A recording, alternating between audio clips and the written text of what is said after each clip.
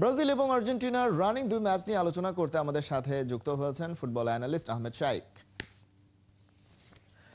আহমেদ শাইক, স্বাগত আপনাকে খেলা যোগে। সেই সাথে শুভ সকাল। ব্রাজিল এবং আর্জেন্টিনা দুটো দলই লড়ছে। প্রথমে একটু আর্জেন্টিনা নিয়ে আলোচনাটা করতে চাই। আমরা জানি যে আর্জেন্টিনা টপ পজিশনে রয়েছে এবং একই সাথে তাদের পারফরমেন্সের যে বিষয়টা আমরা প্রথম দিকে দেখেছি, কোয়ালিফায়ার রাউন্ডের প্রথম দিকে তারা বেশ ভালো করছিল এবং বেশ দাপটের সঙ্গে খেলছিল।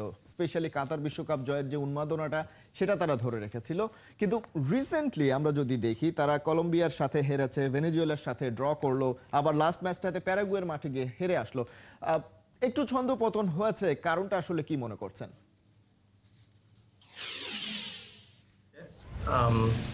ছন্দপতনের কারণ যদি বলতে হয় তাহলে বলবো যে আসলে অনেক ম্যাচ ক্লাবের খেলা এবং একই সাথে সে কোঅর্ডিনেশনটা করা ন্যাশনাল টিমে, এই জিনিসটা একটু টাইম টু টাইম ডিফারেন্ট হয়ে যায়। তো যার কারণে যে কোঅর্ডিনেশনের অভাবের কারণে অনেক সময় ম্যাচগুলা ঠিকভাবে আর কি পারফরমেন্স করা হয় না। বাট আই থিঙ্ক এখন এই মুহূর্তে আমি যা দেখছি যে 1-0 গোলে এগিয়ে আছে আর্জেন্টিনা, এবং আই থিঙ্ক আর্জেন্টিনা আবার ছন্দে ফিরেও আসবে। তার কারণ হচ্ছে যে তাদের এখন আবার কোঅর্ডিনেশনটা ঠিকঠাক মতন ফেরত আসছে, এবং তারা আজকে ফিরে এসেছে লা বুয়েনারেতে, যেটা কিনা বুয়েন্স আরিয়াসে আর কি, বোকা জুনিয়র্সের মাঠ। তো এই মাঠে খেললে আর্জেন্টিনা টিম একটা স্পেশাল একটা অ্যাটমসফিয়ার পায়। আই থিঙ্ক এখান থেকে একটা ভিন্ন রকমের একটা যাত্রা শুরু হবে আর্জেন্টিনার নেক্সট 9টা ম্যাচের জন্য। বোকা জুনিয়র্সের মাঠের কথা বলছিলেন, মাঠের কথাতে যদি আসি, রিসেন্ট টাইমে আমরা দেখছি যে অ্যাওয়ে ম্যাচগুলোতে আর্জেন্টিনাকে ধুঁকতে হচ্ছে, অন্যদিকে হোম ম্যাচে তারা ঠিক দাপট দেখিয়েই জিততে পারছে। বিষয়টা কি আসলে অ্যাওয়ে ম্যাচে অস্বস্তিটা আর্জেন্টিনার আগের চেয়ে বেড়েছে? জি, সাউথ আমেরিকায় যে জিনিসটা হয় যে প্রত্যেকটা দেশেরই যে মাঠগুলোতে বিভিন্ন রকমের কন্ডিশন থাকে। আপনি যদি দেখেন যে হিস্ট্রি আছে যে বলিভিয়াতে গিয়ে আর্জেন্টিনা সবসময় হারে তার উচ্চতার কারণে। এছাড়া আপনি যদি বলেন চিলি বলেন বা প্যারাগুয়ে বলেন, এক একটা জায়গায় অ্যাটমসফিয়ারটা একটু ডিফারেন্ট হয়, প্লাস ওখানকার যে কন্ডিশনটা থাকে একটু কষ্টকর হয়। এই কারণে হোম অ্যান্ড অ্যাওয়ে ম্যাচে অনেক ফ্ল্যাকচুয়েশন হয়, যেটা ইউরোপের ক্ষেত্রে কম দেখা যায়, কিন্তু সাউথ আমেরিকার ক্ষেত্রে এটা অনেক ফ্ল্যাকচুয়েশনটা বেশি হয়। সো ব্রাজিলও অনেক সময় হোঁচট খায়, আবার আর্জেন্টিনাও হোঁচট খায় অ্যাওয়ে ম্যাচগুলোতে। এটা খুবই মানে একটা রেগুলার ব্যাপার। আপনি যদি south American point of view থেকে বলেন যে ছোট ছোট টিমগুলো জায়ান্টদেরকে হারায় দেয় কন্ডিশনের উপরে বেস করে।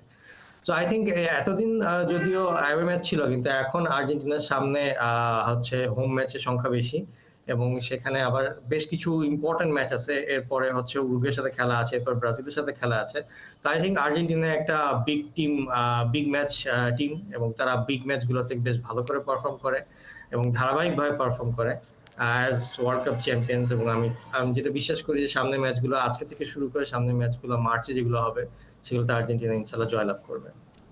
নিঃসন্দেহে আমরা এর আগে দেখেছি লিওনেল মেসিকে যখন তিনি বার্সেলোনার হয়ে খেলাটা শুরু করলেন, অর্থাৎ তার স্টার্টিং ইয়ার, সেই বছরটা বাদ দিলে 2024টা এমন একটা বছর মেসির জন্য হতে যাচ্ছে যেখানে তিনি সবচেয়ে কম ম্যাচ খেলছেন, সেটা ক্লাব এবং ন্যাশনাল টিম দুই জায়গাতেই। ইনজুরিটা পিছু ছাড়ছে না। সেই বিষয়টা কি লিওনেল মেসির স্কোরিং এর উপরে কতটা প্রভাব ফেলছে? আমরা দেখেছি গেল ম্যাচেও তিনি মাঠে ছিলেন, কিন্তু মাঠে তাকে খুঁজে পাওয়া যায়নি সেভাবে। আসলে এখন সত্যি বলতে যেটা বয়সের সাথে সাথে লিওনেল মেসির খেলার ধরনটাকে আসলে একটু চেঞ্জ করতে হবে।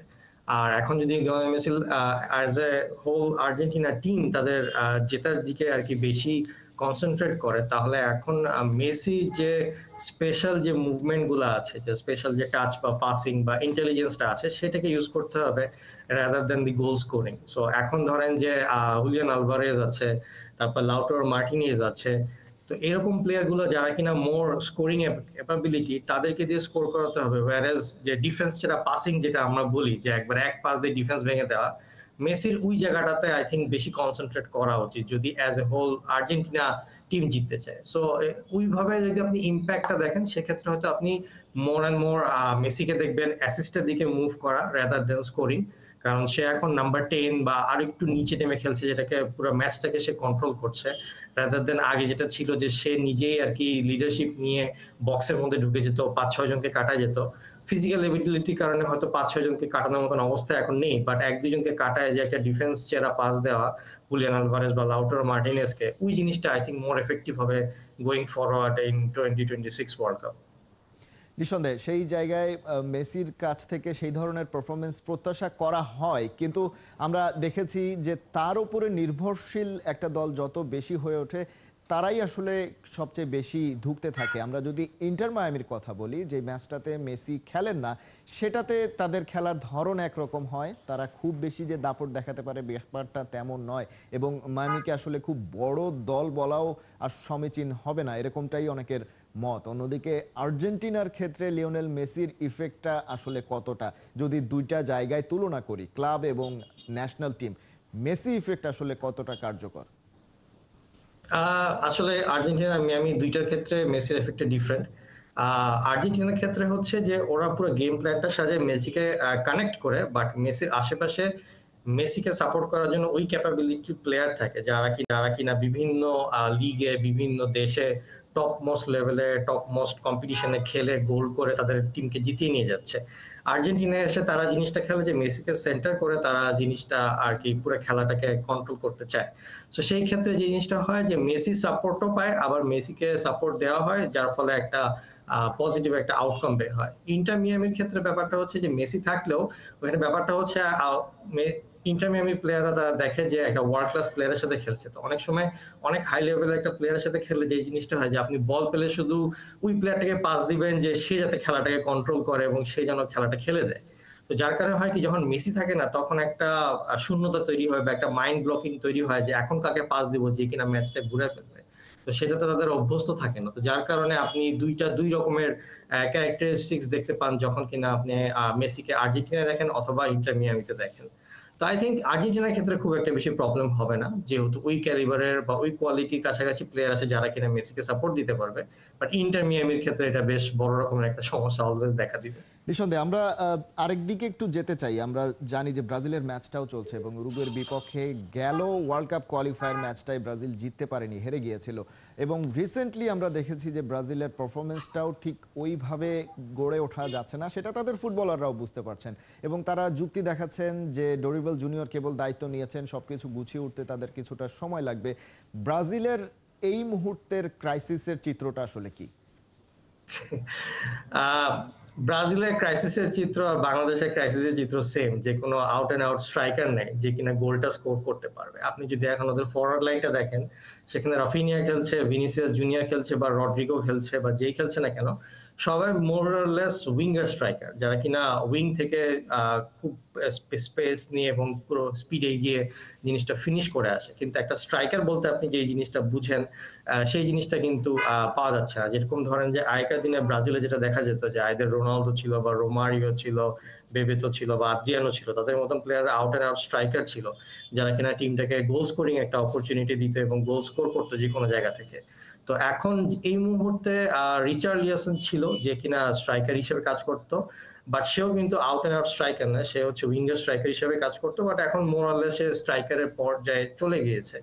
তো কিন্তু সেও এখন ম্যাচে নাই, এখন খেলছে ব্রাজিলিয়ান লিগে খেলে ইগর জেসুস নামে একজন প্লেয়ার যে কিনা একেবারে নতুন শুরু করেছে। তো যে কোনো জায়গা এখন যে কোনো জায়গা থেকে এরকম স্ট্রাইকারের একটা গোল আপনার হচ্ছে ভিনিসিয়াস জুনিয়র এবং রাফিনিয়ার সাথে কোঅর্ডিনেশন করে তো অল্প সময়ের মধ্যে বের করাটা একটু ধুঁকছে, এই কারণে আমি বলবো। আর দ্বিতীয়ত আমি যেটা বলবো যে আগে আমরা সবসময় দেখেছি যে ব্রাজিলের তারা সবসময় 4-3-3 ফরমেশনে খেলে এবং এই ফরমেশনে খেলতে গেলে আপনার উইং ব্যাক গুলোকে খুবই ভালো কোয়ালিটির হতে হয়।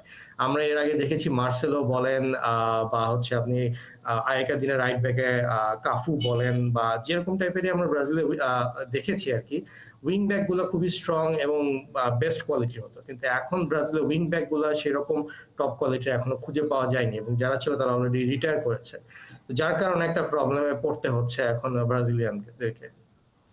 নিঃসন্দেহে সেই জায়গা থেকে সেই প্রবলেমটা আসলে তারা কিভাবে ম্যানেজ করে, বিশেষ করে ওয়ার্ল্ড কাপ কোয়ালিফায়ারে আসলে তারা জয়ে ফিরে আত্মবিশ্বাসটা অর্জন করে তারপরে ওয়ার্ল্ড কাপে যেতে পারে কিনা, এবং কোচ আসলে এই ক্রাইসিসটা কিভাবে আলটিমেটলি ম্যানেজ করেন সেটাই দেখার অপেক্ষা। আহমেদ শায়েক, অনেক ধন্যবাদ আমাদের সঙ্গে যুক্ত হওয়ার জন্য। আমাদের সময় একেবারে শেষ পর্যায়ে। দর্শক, ফুটবল অ্যানালিস্ট আহমেদ শায়েক আমাদের সঙ্গে যুক্ত হয়েছিলেন। আলোচনা করছিলাম ব্রাজিল এবং আর্জেন্টিনার চলমান ম্যাচ নিয়ে এবং তাদের ভেতরে যে ক্রাইসিসগুলো রয়েছে সেগুলো কিভাবে ম্যানেজ করা